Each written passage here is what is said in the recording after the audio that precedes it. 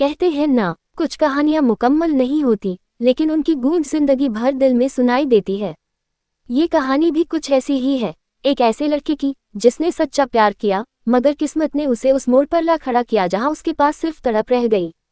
ये सिर्फ एक प्रेम कहानी नहीं है, यह एक ऐसा एहसास है जिसे सुनकर शायद आपकी आंखें भी नम हो जाएं। तो आइए सुनिए तड़प, एक अधूरी प्रेम कहानी। गांव के एक कोने में एक पुराना कॉलेज था, जहां सुबह की हल्की धूप में लड़के लड़कियां अपनी अपनी किताबों के साथ क्लास की ओर जाते थे। वही पहली बार आर्यन ने उसे देखा, एक साधारण सी लड़की, हल्के नीले सूट में, हवा में उड़ते बाल और चेहरे पर मासूमियत की झलक। आर्यन बस उसे देखता ही रह गया। उसे कुछ कहने की हिम्मत नहीं हुई, बस उसकी मुस्कान में कुछ ऐसा था जो दिल में उतर गया। उस लड़की का नाम था सिया। शुरुआत में आर्यन ने बस उसे दूर से देखा करता था, हर रोज वही जगह, वही बेंच, वही वक्त, वही लड़की। धीरे धीरे यह उसकी आदत बन गई थी। सिया को देखना अब उसके दिन की शुरुआत बन गया था। अगर किसी दिन सिया कॉलेज न आती तो आर्यन को पूरा दिन अधूरा लगता। वो बिना बात मुस्कुराता रहता, खुद भी नहीं जानता था कि क्यों। शायद यही प्यार था जो चुपचाप उसके दिल में घर कर चुका था। एक दिन बारिश हो रही थी। सिया कॉलेज के गेट पर खड़ी थी, उसके पास छतरी नहीं थी और बारिश बढ़ती जा रही थी। आर्यन दूर से देख रहा था। उसके दिल में कुछ हुआ और बिना सोचे वो उसके पास चला गया।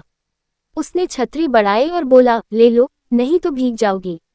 सिया ने हल्की सी मुस्कान दी और कहा, धन्यवाद, तुम हमेशा ऐसे ही दूसरों की मदद करते हो क्या? आर्यन थोड़ा मुस्कुराया, बोला, नहीं, सिर्फ उनकी जो भीगने लायक नहीं लगते। दोनों हंस पड़े और उस दिन से उनकी दोस्ती की शुरुआत हुई। अब रोज कॉलेज में, लाइब्रेरी की एक ही बेंच पर बैठना, कैंटीन की वही चाय, एक दूसरे के नोट्स बांटना, ये सब उनकी दिनचर्या बन गई थी। आर्यन को अब महसूस होने लगा था कि वो सिया के बिना अधूरा है। उसकी हर बात, हर हंसी, हर निगाह अब आर्यन के लिए खास थी। कभी कभी वो सिया को हंसते हुए देखता और सोचता, काश ये मुस्कान सिर्फ मेरी होती। दिन बीतते गए और दोस्ती अब धीरे धीरे आर्यन के लिए प्यार में बदल गई थी। सिया शायद नहीं जानती थी कि उसकी हर छोटी बात आर्यन के दिल में आग लगा देती है। वो जब बालों को कानों के पीछे करती, आर्यन की धड़कन तेज हो जाती। जब सिया किसी और से बात करती, आर्यन के चेहरे की मुस्कान खो जाती। लेकिन उसने कभी कुछ कहा नहीं। वो डरता था कि कहीं उसकी बात से दोस्ती भी न टूट जाए। कॉलेज का आखिरी साल चल रहा था। एक दिन आर्यन ने तय किया कि अब वो अपने दिल की बात कहेगा। उसने सिया को कॉलेज के गार्डन में बुलाया। हल्की हवा चल रही थी, आसमान में शाम का रंग घुला हुआ था। आर्यन का दिल तेज धड़क रहा था। उसने कहा, सिया, मुझे नहीं पता ये कब हुआ, कैसे हुआ, लेकिन मैं तुमसे प्यार करने लगा हूँ। तुम्हारे बिना अब खुद को अधूरा महसूस करता हूँ। कुछ पल सन्नाटा रहा। सिया ने आर्यन की आंखों में देखा, फिर मुस्कुराई, पर वो मुस्कान पहले जैसी नहीं थी। उसने धीमी आवाज में कहा, आर्यन, तुम बहुत अच्छे हो, लेकिन मैं किसी और को चाहती हूँ। और वो वहां से चली गई। आर्यन वहीं खड़ा रह गया, आंखों में नमी और दिल में सन्नाटा। उसे लगा जैसे किसी ने उसके अंदर से सब कुछ निकाल लिया हो।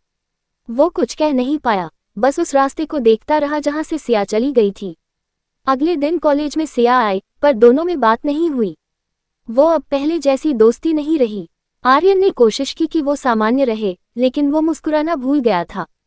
क्लास में बैठता तो किताबों में सिया का चेहरा दिखता, सड़क पर चलता तो उसकी यादें साथ चलती।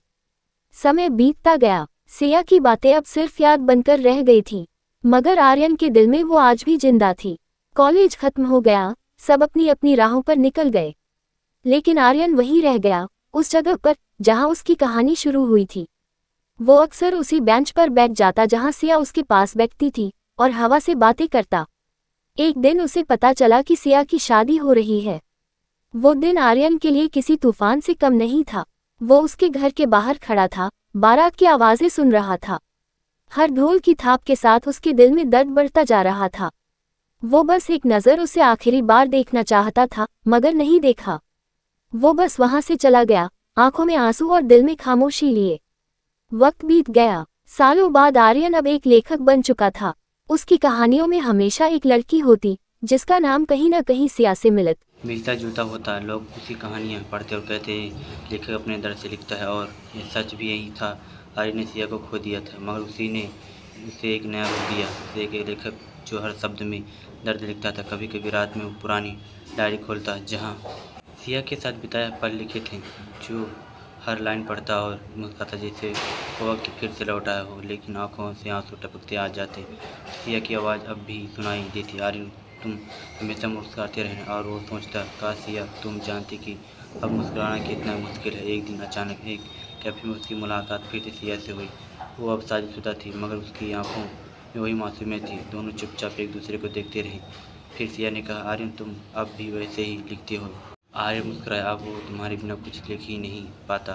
दोनों कुछ देर तक चुप रहे। फिर सिया बोली, काश वक्त को रोक पाती, शायद सब कुछ बदल जाता। आर्यन ने उसकी ओर देखा और कहा, अब रोको मत सिया, अब मैं तुम सिर्फ दुआओं में याद रखता हूँ। सिया की आंखों में आंसू वहाँ निकल उसने आर्यन का हाथ थामा और बोली, तुम हमेशा ऐसे ही रहना सच्चे। आर्यन ने सिर झुकाया और कहा, हमेशा। उस दिन के बाद आर्यन ने फिर कभी सिया को नहीं देखा, मगर उसने एक कहानी लिखी, तड़प। उसमें